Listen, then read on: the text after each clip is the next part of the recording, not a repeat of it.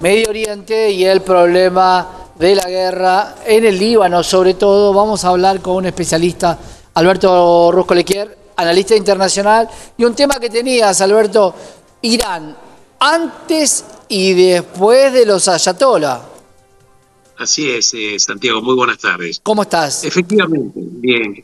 En realidad el tema de los ayatolás comienza en el año 1979, cuando la dinastía de Reza Pahlavi es destronada, por así decirlo. La dinastía Pahlavi en realidad dura del año 1925 hasta el año 1979. Primero fue el padre y después el Shah Reza Pahlavi.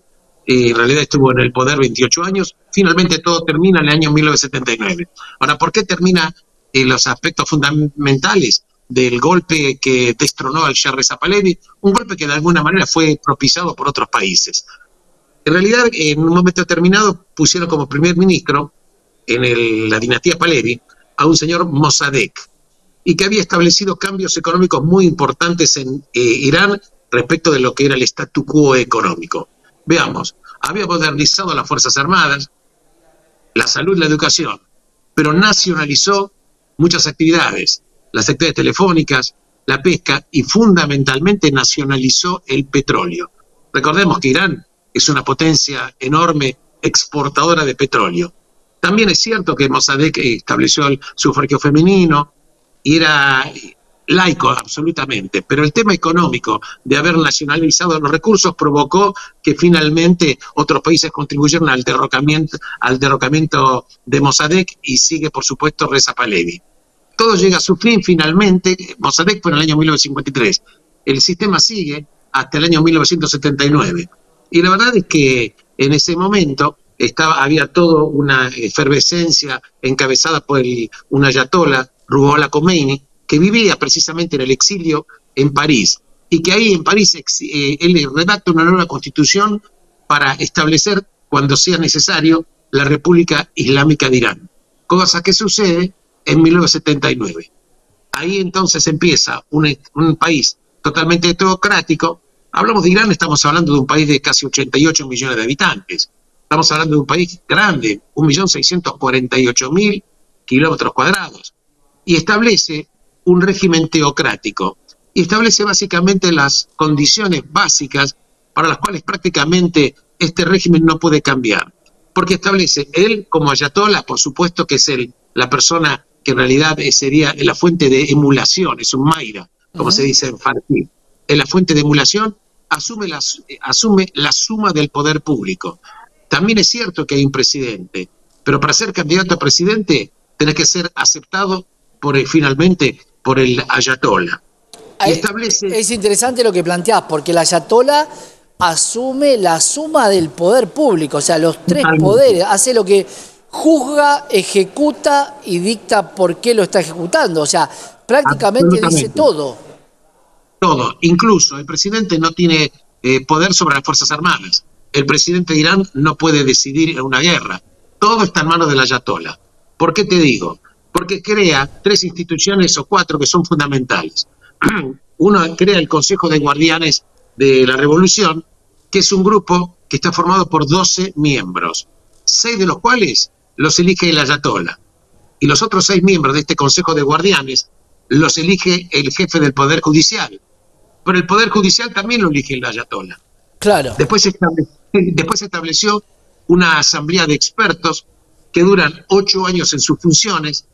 Son 88 clérigos que por supuesto los elige, que va a tener la función de elegir al ayatolá cuando en algún momento fallezca el ayatolá. Pero ¿quién elige a los 88 clérigos? Y los elige el ayatolá. Veamos, el Parlamento está formado por 290 personas, pero si vos te querés presentar como candidato, no podés hacerlo si no tenés el ok del Consejo de Guardianes, que es el que establece la bolilla negra o no para que vos te puedas presentar. Pero ¿cuáles? 6 son tuyos y 6 también. Absolutamente. Hablamos del ayatolá, estamos hablando de la suma del poder público. Entonces, absolutamente hay que saber el tema. Ahora bien, el enfrentamiento también es que la verdad es que Irán es una república teocrática que está representada por, básicamente son chiitas. Pero en realidad, históricamente, Irán era sunita Solamente en el año 1501 cambia el sunismo por el chiismo, pero tiene un chiismo particular, porque el 85% de los chiitas que viven en Irán son chiitas duodecimanos. ¿Por qué? Porque de acuerdo a esta tendencia del chiismo, dicen que después del profeta Mahoma hay 12 sucesores que son estas fuentes para ser emulados, que se denominan mairas. Ahora bien, el último de estos 12 imanes está en estado oculto, que físicamente vive desde el año 874, o sea, desde el siglo IX está viviendo físicamente, pero está en un estado de ocultamiento, que va a ser revelado oportunamente cuando llegue el momento adecuado. Entonces, vemos además que tenemos una imposición muy fuerte de la religión, prácticamente hay un control social de lo que son los iraníes de una manera tremenda. Si bien es cierto que el Parlamento tiene 290 miembros, hay un 5% solamente, digamos, del 5% de los escaños que están reservados para las minorías religiosas. Pero en realidad se cumple con una mínima formalidad porque no significa absolutamente nada. Claro. Vemos además que la visión del ayatollah, ¿cuál fue? La de Khomeini, que luego cuando él fallece en 1989, lo sucede Ali Khamenei.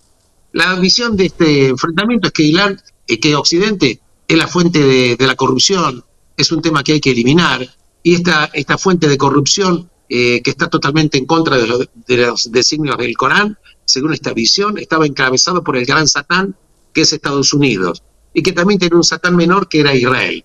Y en ese entendimiento hay que ver y entender por qué Irán tiene ese enfrentamiento con Estados Unidos, pero también tiene enfrentamientos con Israel, que además, utilizando lo que se denominan proxies, o sea, sin que Irán entre directo en guerra con Israel, envía a otros representantes, por así decirlo, para tratar de destruir a Israel y a Estados Unidos. Cuando hablo de proxies, hablo, por ejemplo, Hamas en la Franja de Gaza, hablo de Líbano, cuando hablo de Líbano, estoy hablando del movimiento, por supuesto, Hezbollah y el movimiento Hamal. Estoy hablando también de los chiitas que viven en Irak. Irak es un caso muy particular, porque ¿te acuerdas cuando estaba en su momento Gaddafi, que era sunita? Pero la mayoría de los iraquíes son chiitas. De todas maneras, a eso le sumás en Yemen la desestabilización que produjo, que en realidad los hutíes que están enfrentando también a Israel y Estados Unidos con estos ataques que están realizando, vemos que Irán logró, o por lo menos puso en pie lo que se denomina militarmente un anillo de fuego, que quiere decir rodear a Israel absolutamente desde varios frentes para hacer el ataque. Pero vemos en consecuencia que acá no es un tema político, acá estamos hablando, por eso digo, muchas veces, Santiago, digo que la gente, muchos analistas de Occidente, al no entender la mentalidad de Oriente, y no podés establecer, por así decirlo, no podés entender el fútbol si vos lo querés entender bajo las reglas del básquet. Y generalmente los analistas internacionales, si no manejan las fuentes religiosas islámicas, si no tenés conocimiento de esos lugares, las mentalidades y la historia, no puedes entender por qué sucede. La lógica para Occidente es una lógica determinada. En Oriente las reglas de juego son absolutamente diferentes. Veamos un poco la economía de Irán, si me permitís.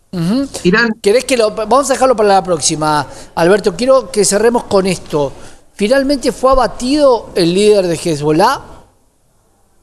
Está totalmente comprobado.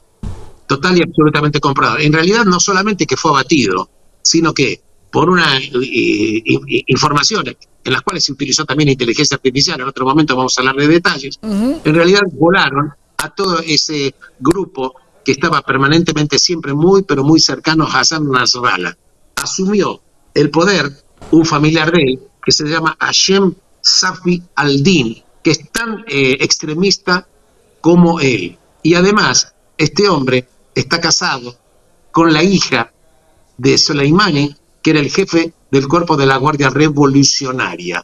O sea, todo queda en familia, no va a cambiar desde el punto de vista de la mentalidad, pero sí, Hezbollah quedó golpeado, no digo eliminado, no digo totalmente lateralizado, pero el golpe que sufrió en el descabezamiento de los altísimos mandos fue enorme, enorme, sí, está confirmado, es más, incluso el mismo Líbano lo confirmó, y hay países que enviaron el pésame, son 5 nada más. que enviaron el pésame por la muerte de Nasrallah.